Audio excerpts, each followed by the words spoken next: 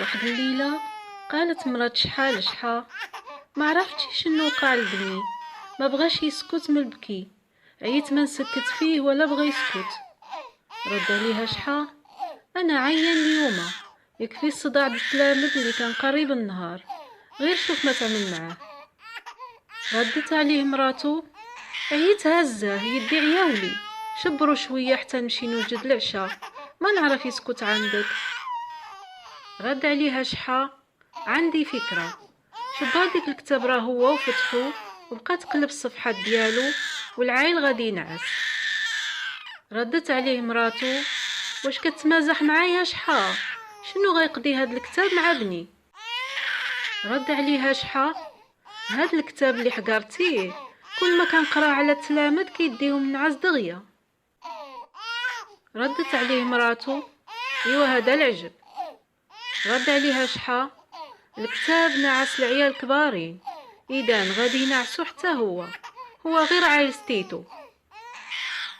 شويه دق شي واحد في الباب وقال شحال مراتو تشوف شكون. ملي فتحت مرات شحال الباب جبرت واحد الراجل كيسعى، قالتلو: شكون تينا؟ رد عليها: بغيت مول الدار. ملي خرج عنده شحا سقساه: شنو بغيت يا سيدي؟ رد عليه الراجل: انا ضيف الله. رد عليه شحا: واخا تبعني.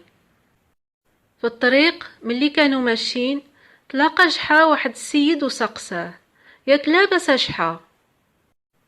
رد شحا: لاباس، هاد الراجل طالب ضيف الله وصافي. رد السيد عليه: كان يمشي يخدم على راسو، حسن له من السعايه.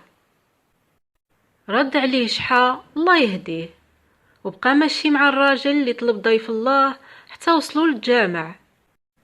قال شحال للراجل: هذا هو بيت الله أضيف الله، وخلاه واقف ورجع للدار.